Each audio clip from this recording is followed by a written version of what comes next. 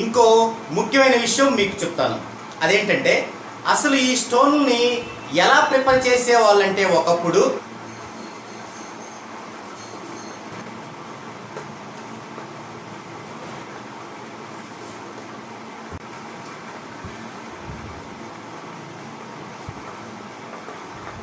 ఈ స్టోన్స్ ఉపయోగించే స్టార్టింగ్ డేస్లో ఎలా ఉపయోగించే వాళ్ళంటే ఇప్పుడు ఇలా చూడండి.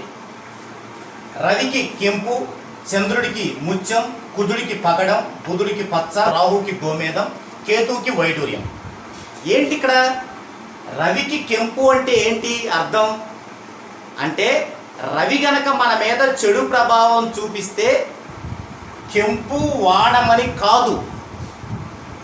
ఈ కన్ఫ్యూజన్లోనే ప్రపంచం అంతా ఊగిసలాడుతుంది. రవికి కెంపు అంటే రవి గనక మనకి 20% మేలు చేస్తుంటే మనకి 20% మేలు చేస్తుంటే ఈ మేలుని పెంచడానికి 20 నుంచి 80% వరకు మేలుని పెంచడానికి కెంపుని ధరించాలి. ఇది ఇక్కడ ఉన్నటువంటి సిస్టమ్ అసలు. అయితే స్టార్టింగ్ డేస్లో ఏం చేసేవాళ్ళు, నీకు రవి దశ బాగలేదు కెంపు పెట్టుకో బాగుంటుంది అనేవాళ్ళు. ఇది ఒకప్పుడు. కాలక్రమేణా దాన్ని ఎలా రీసెర్చ్లో గుర్తించారంటే ఏది బాగలేకపోతే దానికి సంబంధించిన కెంపు పెట్టుకుంటే ఇంకా ఎక్కువ ఇబ్బందులు పాలవుతారు. మనకి ఒకటి కీడు చేస్తున్నప్పుడు దానికి ఫేవర్గా ఉండేది ఉంటే ఇంకా కీడు అవుద్ది. ఫర్ ఎగ్జాంపుల్ మీకు చెప్తాను. ఇప్పుడు మనకి జ్వరం వచ్చింది. జ్వరం వస్తే పారాసిటమాల్ ట్యాబ్లెట్ వేసుకుంటున్నాం. జ్వరానికి పారాసిటమాల్ ట్యాబ్లెట్ వేసుకుంటున్నాం. జ్వరం అంటే ఏంది? హీట్, వేడి. పారాసిటమాల్ ఏం చేస్తుందంటే ఆ వేడికి ఇష్టమైంది కాదు పారాసిటమాల్, ఆ వేడికి వ్యతిరేకమైంది. సో మనకి జ్వరం వచ్చింది, ఓవర్ హీట్, బాగా పారాసిటమాల్ వేసుకున్నాం, తగ్గిపోయింది. ఏం తగ్గిపోయింది? వేడి తగ్గిపోయింది. అంటే ఇక్కడ మనకి హీట్ వచ్చినప్పుడు బాగా దాన్ని ఫీవర్ అన్నాం, దానికి యాంటీ వేసుకున్నాం, విరుగుడు, దానికి విరుగుడు వేసుకుంటే తగ్గింది. అలాంటప్పుడు మరి రవి మనల్ని ఇబ్బంది పెడుతుంటే రవిని తగ్గించాలంటే రవికి విరుగుడు చేసేదాన్ని వేయాలి. రవికి విరుగుడు చేసే స్టోన్ ఏముందో అది వేసుకోవాలి. ఇది ప్రజెంట్ ఈ టెక్నాలజీ వచ్చిన తర్వాత మనం స్పష్టంగా ఫైండ్ అవుట్ చేసింది, మన వాళ్ళు స్పష్టంగా ఫైండ్ అవుట్ చేసి మన ముందు ఉంచినటువంటి ఒక ఆనిముత్యమైన విషయం ఇది. ఇప్పుడు మీకు రవి వల్ల ఇబ్బంది కలిగినప్పుడు రవికి ఏం చేయాలంటే న్యూట్రల్ చేయాలి. న్యూట్రల్ చేయాలంటే రవిని అణచేటువంటి ఇంకొక గ్రహం యొక్క స్టోన్ ధరించాలి మనం. సో ఏ గ్రహం మనల్ని ఇబ్బంది పెడితే ఏ గ్రహం స్టోన్ ధరించాలి అనేది నేను ఇంకొక వీడియోలో నేను మీకు తెలియజేస్తాను. ఇది అసలు విషయం. ఇప్పుడు ఏం జరుగుతుంది, మనం ఒక నేమ్ కరెక్షన్ ఇచ్చాం. ఇవ్వగానే మనం స్టోన్ ఎందుకు ప్రిపేర్ చేస్తున్నాం? మీరు ఇచ్చిన నేమ్ కరెక్షన్లో ఫుల్గా మీరు పాజిటివ్ని పెట్టలేకపోయారా? మీకు నేమ్ కరెక్షన్తో పాటుగా ఎందుకు ఈ సపోర్ట్? ఇప్పుడు ఇవన్నిటికీ మించి మనకి నేమ్ కరెక్షన్ వచ్చింది. అన్నిటికీ ఒకే సమాధానం నేమ్ కరెక్షన్. నేమ్ కరెక్షన్లో అన్నీ ఉంటే మనం నేమ్ కరెక్షన్ ఇచ్చామని చెబుతూ దానికి తోడుగా ఈ స్టోన్ను కూడా అంటగట్టడం అనేది రెండు విషయాలు తెలియజేస్తుంది. ఒకటి, సదరు వ్యక్తులు ఇచ్చే నేమ్ కరెక్షన్ మీద వారికే నమ్మకం లేకపోవటం.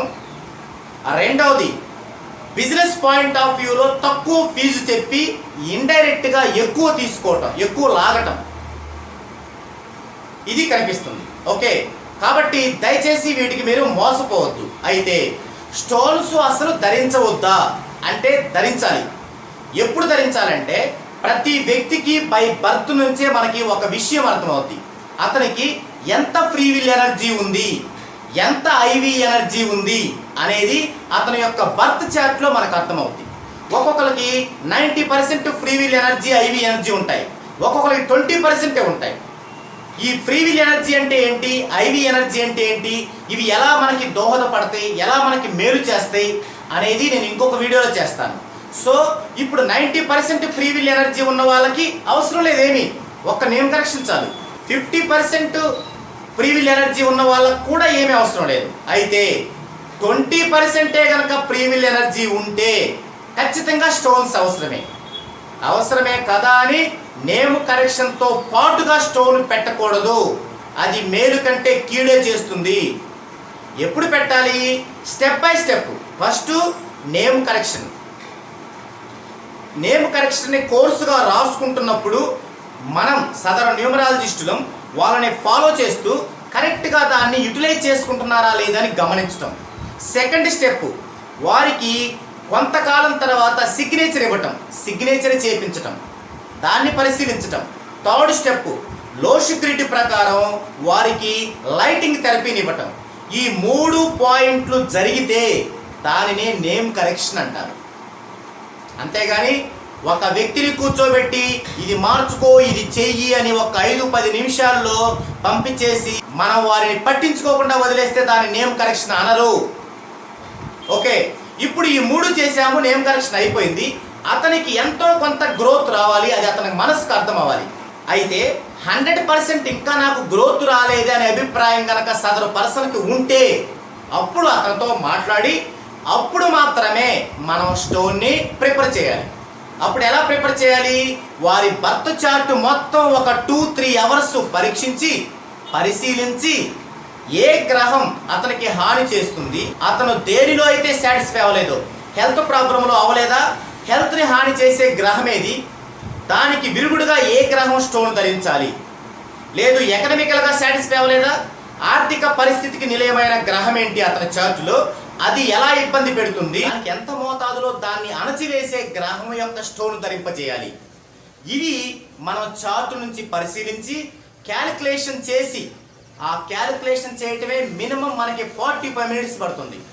ఆ క్యాలిక్యులేషన్ చేసి ఓకే నీకు ఇది ఇబ్బంది ఉంది కాబట్టి దీనికి సంబంధించి ఈ స్టోన్ని ఇన్ని క్యారెక్టర్ల ఇన్ని పాయింట్లు పెట్టుకోవాలి అని చెప్పి ఆ స్టోన్ని సదరు న్యూమరాలజిస్టులు ఇవ్వకూడదు. పెద్ద షాపులకు వెళ్ళి డబ్బులు ఎక్కువైనా పర్వాలేదు, వాళ్ళు ఒక సర్టిఫై ఇస్తారు ఇది ఒరిజినల్ అని. వాళ్ళ దగ్గర ఆ సర్టిఫై తీసుకొని వాళ్ళ దగ్గర మనకి ఎంత మోతాదులో కావాలో అంతే తీసుకోవాలి. అంత లేదనుకోండి, ఫర్ ఎగ్జాంపుల్ మనకి 2.6 కావాలి, 2 క్యారెట్ల 6 పాయింట్లు కావాలి, కానీ వాళ్ళ దగ్గర లేదు, 3 క్యారెట్స్ ఉంది. అప్పుడు ఏం చేయాలి? 3 క్యారెట్స్ని మనం కొనుగోలు చేసి 2.6 వచ్చేలాగా కటింగ్ చేసి ఇవ్వమనాలి. అక్కడ వేస్ట్ పోతే పోయింది, ఇక్కడ మనకి మేలు జరుగుతుంది. ఓకే, ఈ విధంగా మనం స్టోన్స్ని ధరించాలి. ఇంకొక ముఖ్యమైన విషయం ఏంటంటే స్టోన్స్ రుద్రాక్షల జోలికి అసలు వెళ్ళకూడదు. కారణం ఏంటంటే ఒకప్పుడు ఎందుకు వెళ్ళారంటే ఒకప్పుడు ఒక సరైన జీవన విధానం ఉంది, అప్పుడు వ్యక్తులకి ఒక మంచి ఉంది, ఒక మర్యాద ఉంది, ఒక సిస్టమేటిక్ లైఫ్ అది. ఇప్పుడేంటి? అలా లేదు. మనం ఆ స్టోన్ పెట్టుకొని ఏం చేస్తున్నాం? అన్ని పనులు చేస్తున్నాం. స్నేహితులతో కలిసి బార్ అండ్ రెస్టారెంట్లకు వెళ్తున్నాం, అలాగే ఆ స్టోన్ అలాగే ఉంచుకొని ఎవరన్నా చనిపోతే చూడటానికి వెళ్తున్నాం, శ్మశానాలకు వెళ్తున్నాం, తర్వాత అలాగే పెట్టుకొని బాత్రూమ్స్కి వెళ్తున్నాం. ఇవన్నీ కూడా పనికిరావు. మీరు స్టోన్స్ కానీ రుద్రాక్షలు కానీ ధరించగలిగితే, చాలా నియమాలు పాటించగలిగితే ధరించాలి. అది మనకున్న జీవన విధానంలో సాధ్యపడదు. సో అవసరం లేదు. ఎందుకు అనవసరంగా మనం సమస్యలు కొని తెచ్చుకోవటం? ఒక పక్క డబ్బు వృధా, టైం వృధా, ఎందుకు అలా? సో అన్నిటికీ పరిష్కారం నేమ్ కరెక్షనే. నేమ్ కరెక్షన్, సిగ్నేచరు, తర్వాత వచ్చేసి లైటింగ్ థెరపీ, ఈ 3 అవటానికి 6 నెలలు పడుతుంది. ఈ 3 అయిపోయిన తర్వాత గ్రోతింగ్ అనేది 100% రాని వాళ్ళు మాత్రమే ఎక్కువ నెగిటివ్తో ఉన్నట్లు అనమాట. అప్పుడు వాళ్ళు ఏం చేయాలంటే ఖచ్చితంగా ఈ స్టోన్ అనేది ధరింప చేయాలి. అప్పుడు ఇలా క్యాల్కులేషన్ చేసుకొని ఎంత మోతాదులో తనకు అవసరం అవుతుందో అంత మోతాదులోనే చేయాలి. అది చేసిన తర్వాత నైట్ పడుకునేటప్పుడు దాన్ని తీసి ఒక చోట భద్రంగా పెట్టాలి. ముఖ్యంగా దేవుడి దగ్గర పెట్టచ్చు, తప్పులేదు. అక్కడ నుంచి మరలా దాన్ని పెట్టుకొని మనం ఎక్కడికన్నా వెళ్ళేటప్పుడు, ఒక మంచి పనులు వెళ్ళేటప్పుడే చూసుకోవాలి. కానీ ఏదైనా బార్ అండ్ రెస్టారెంట్కి వెళ్ళేటప్పుడు, శ్మశానానికి వెళ్ళేటప్పుడు అది పెట్టుకొని వెళ్ళకూడదు. అప్పుడు అలా పాటించాలి. సో నాకు తెలిసి 99.9% మందికి ఏమీ అవసరం లేదు, ఓన్లీ నేమ్ కరెక్షన్ చాలు. నేమ్ కరెక్షన్ అండ్ జన్మ వైబ్రేషన్ ఫాలో అవ్వడం అంతే. బై బర్త్తోనే అసలు ఫ్రీ విల్ ఎనర్జీ లేకుండానే, ఐవి ఎనర్జీ లేకుండానే జన్మించిన పర్సన్స్ మాత్రమే వాళ్ళు ఒక 0.1% ఉంటారు. నాకు దాదాపుగా ఒక 10,000 పైగా కస్టమర్స్ వస్తే ఒక ముగ్గురే ఉన్నారు ఇప్పటికి. అట్లా నా కెరీర్లో ఒక ముగ్గురే ఉన్నారు అట్లా. సో ఇదండి స్టోన్స్ గురించి. కాబట్టి దయచేసి ఈ యొక్క స్టోన్స్ గురించి పూర్తిగా తెలుసుకొని మీరు టయాన్ని, డబ్బుని వృధా చేసుకోవద్దు.